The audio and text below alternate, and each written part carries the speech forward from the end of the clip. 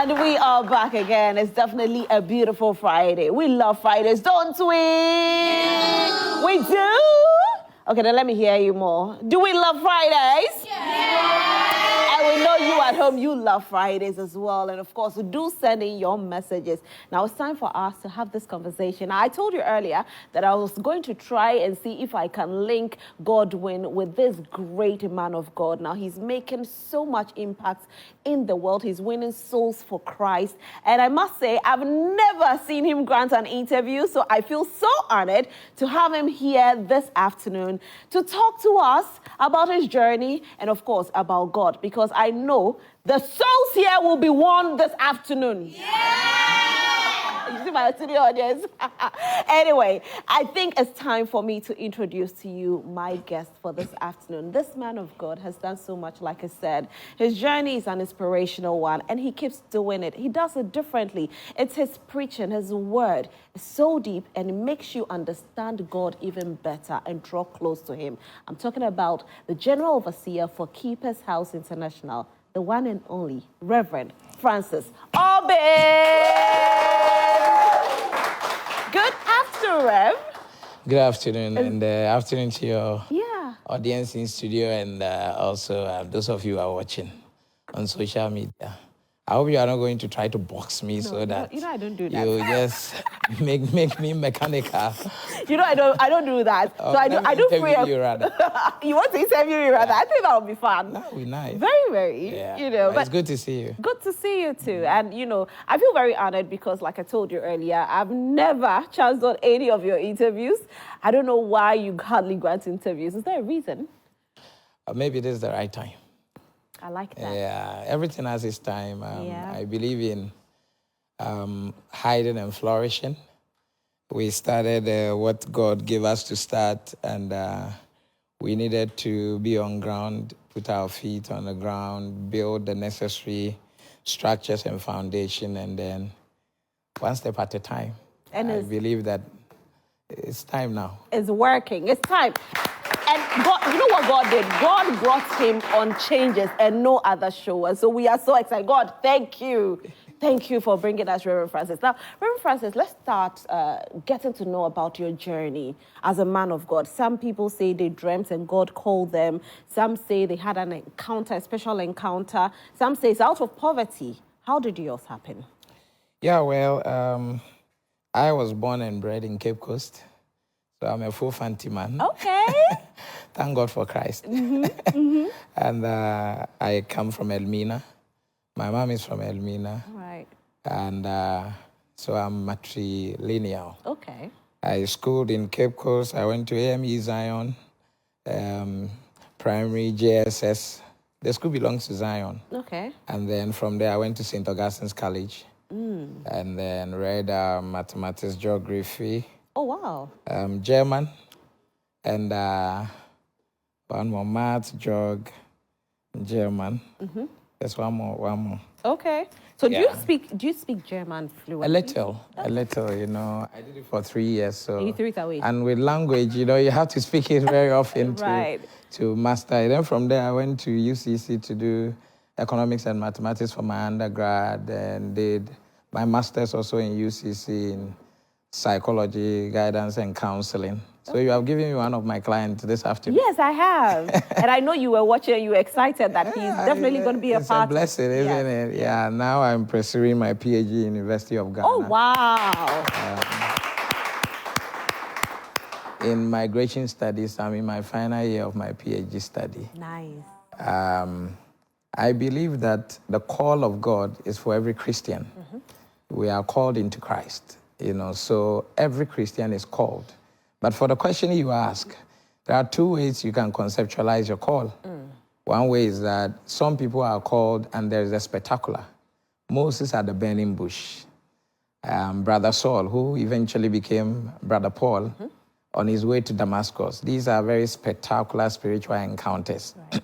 So there's my son, my daughter, yeah, come here.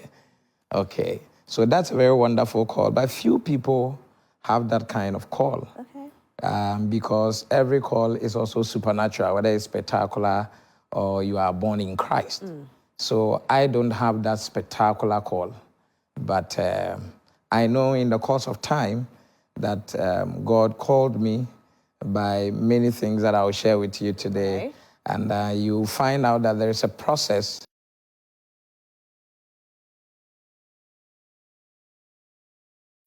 and so for a Christian, you are called because you are in Christ. And you're supposed to grow from one level to another level. Then you will discover that you have a peculiar assignment, and that assignment you have to seek to grow in that assignment. And that's where we are right now. I like that. Now, walk us through the journey of calling, because you did mention that there are journeys for you to know that, okay, I have gone through this journey and now I know I've been called. Yeah, so if you look at what I've mentioned already, Moses, Paul, some of the disciples were called directly by Jesus himself. And then some others were brought to replace Judas when he missed the call. And then on, there is the process of discipling people who are in the faith. And so my mom passed away around when I was 10 years.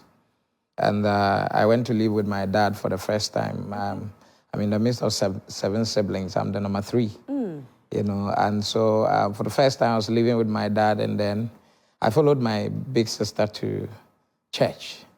And in Assemblies of God Church, Maranatha in Cape Coast. Okay. Yeah, so I was in the church. My father didn't give me a dog's chance. He always said that it was just a 9-day wonder.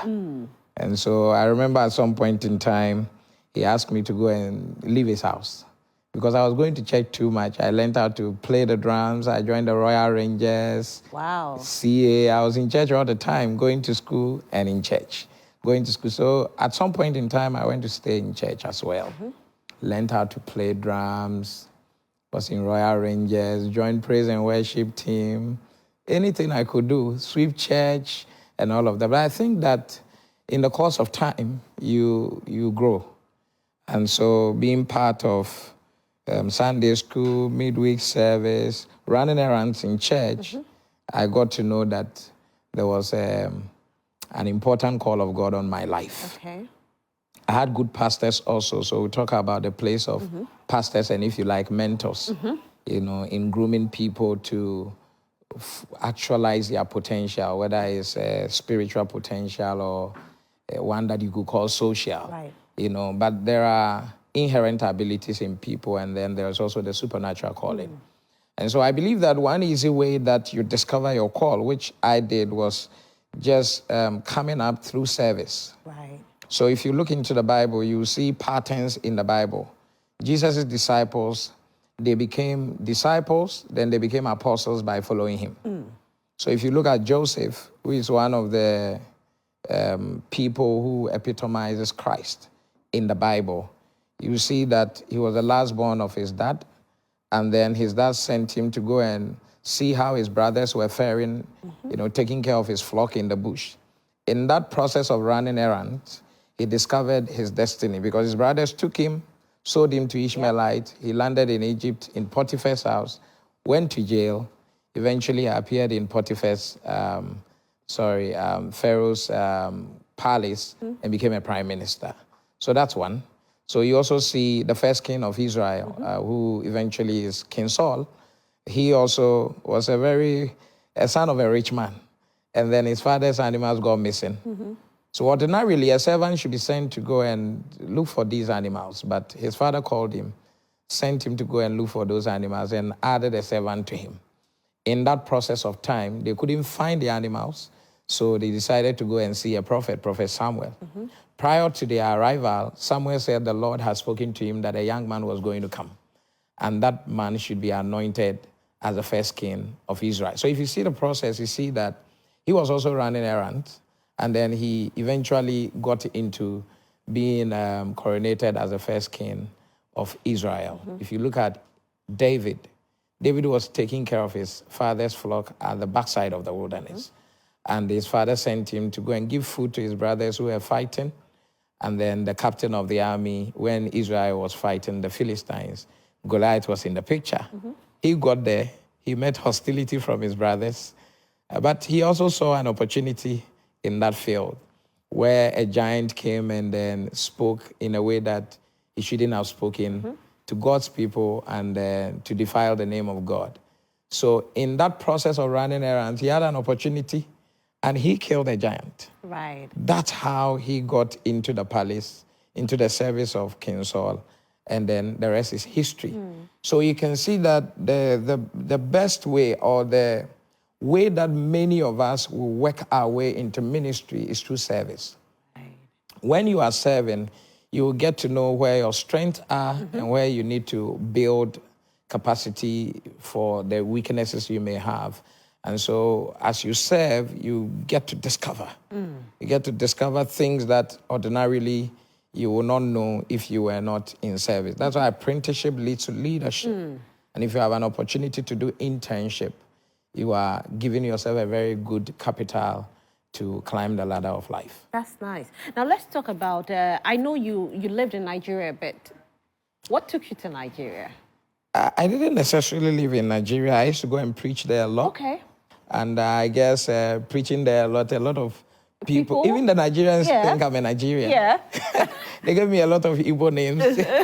What are some of your Igbo names? Kechuku, Okay. Mecca, different names they gave me. They say I resemble them. Right. But I guess with me frequenting there on the missionary journeys, I picked a bit of their accent and some of their mannerisms, so it was easy for me to mingle with them. But I remember the first time I went to Nigeria, a friend of mine had spoken to me about a program. Okay.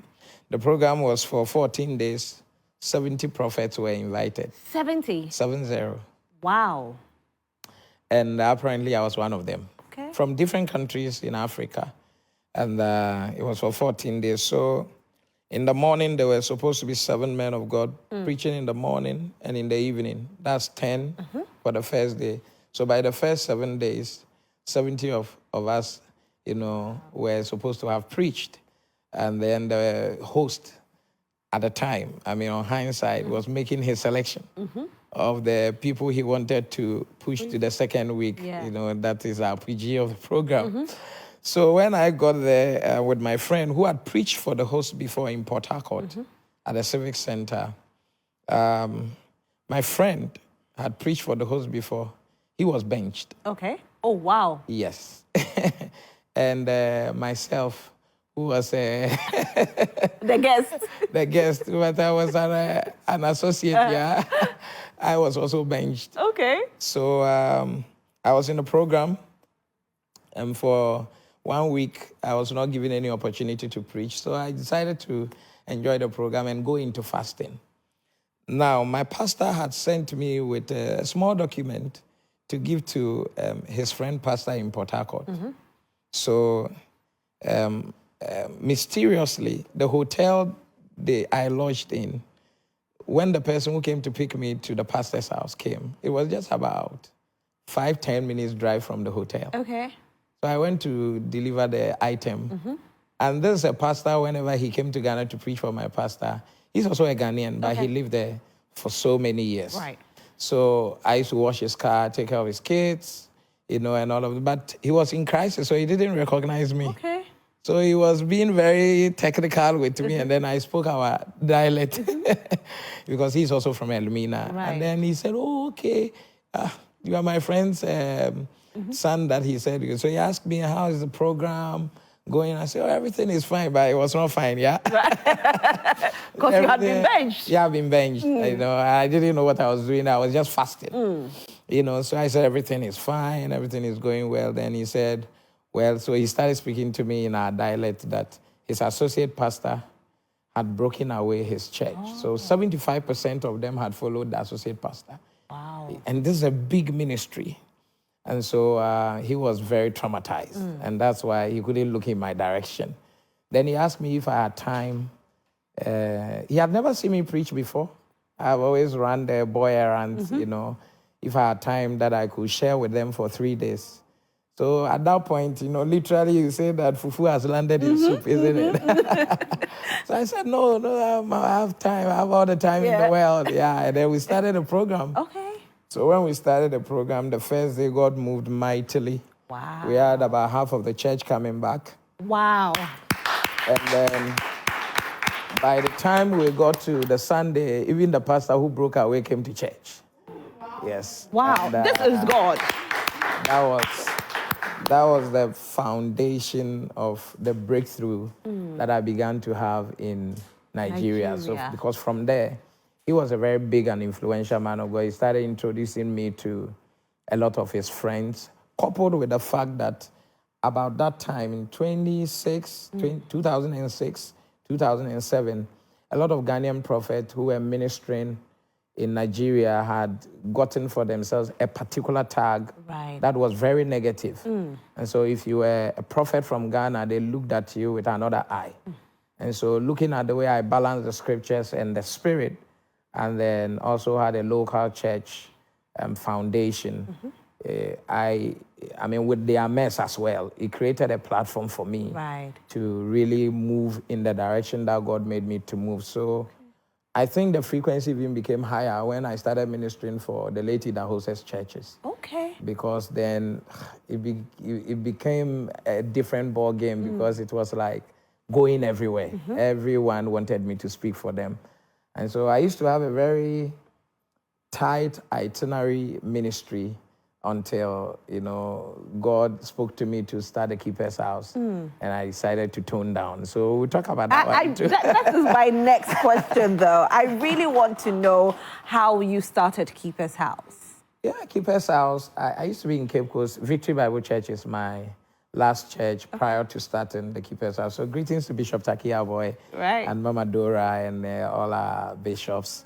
Then my pastor in Cape Coast, Bishop Ampeduduku. He had been my pastor prior to leaving for like 15, 20 years. Okay. And so I was in Victory Bible Church when I moved from Assemblies of God.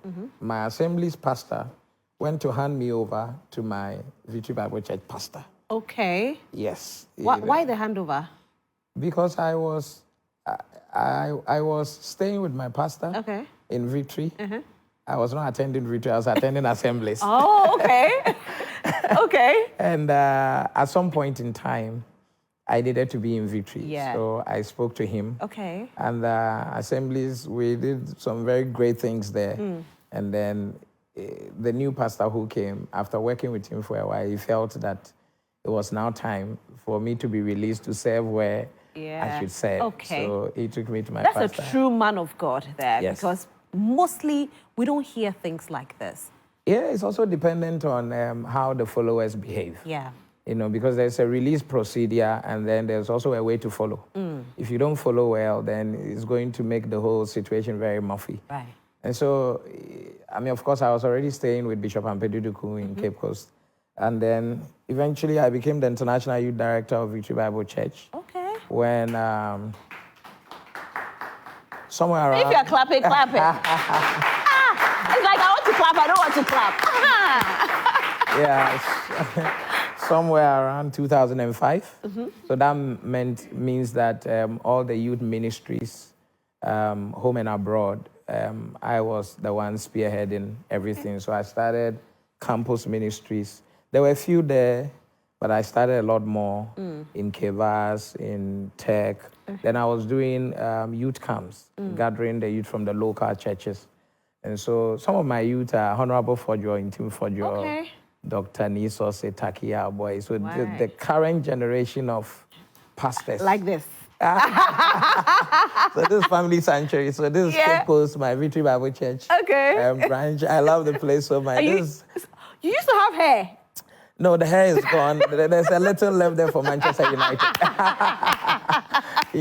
So this basically one of my all-night sessions. Okay. So I used to hold once a month all-night sessions in Cape Coast. Okay. And it was a big one. Wow. Accra will come, Kumasi will come.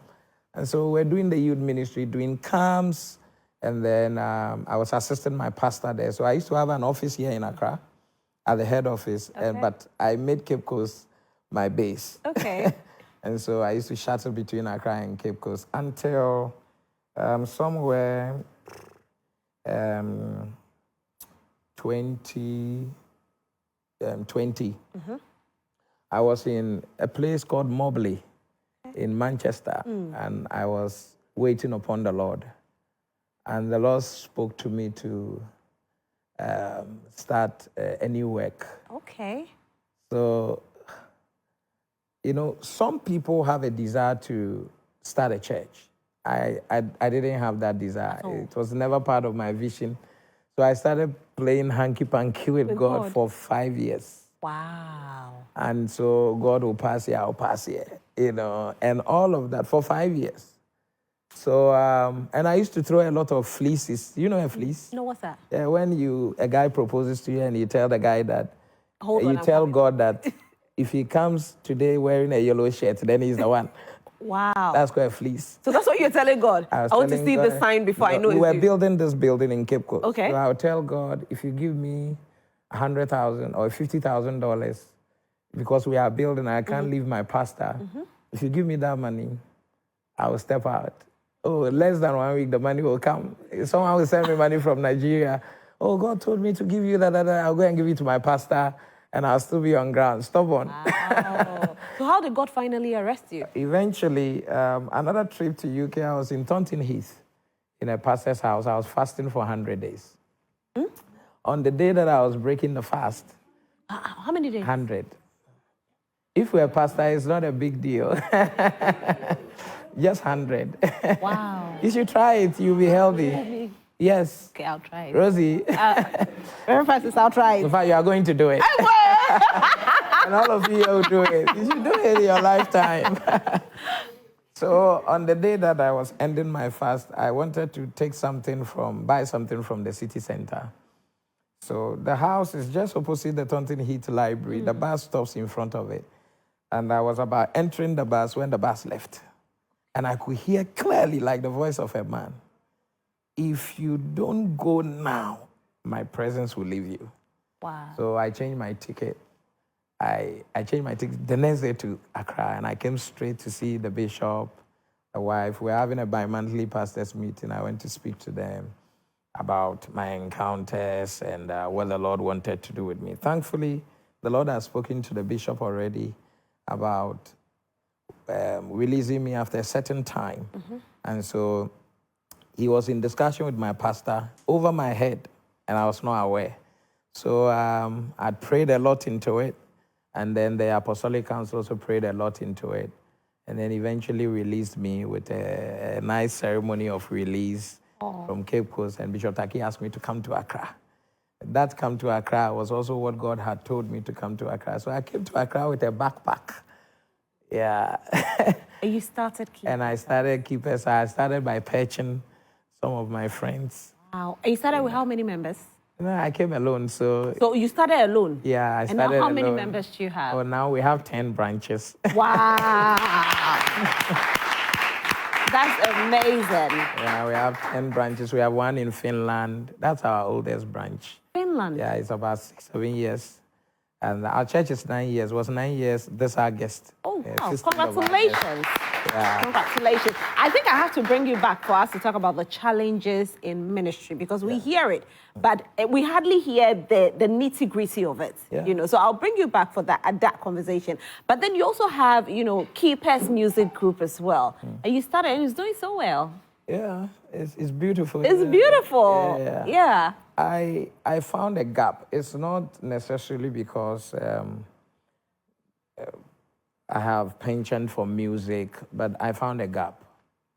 Cece Weiner started singing with Whitney Houston. A lot of our secular musicians started from church. A lot of them are even pastors' kids. That's true.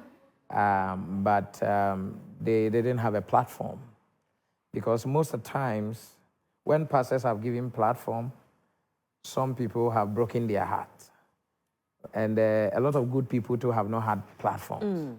So a lot of church talent end up in the secular space and on secular platforms.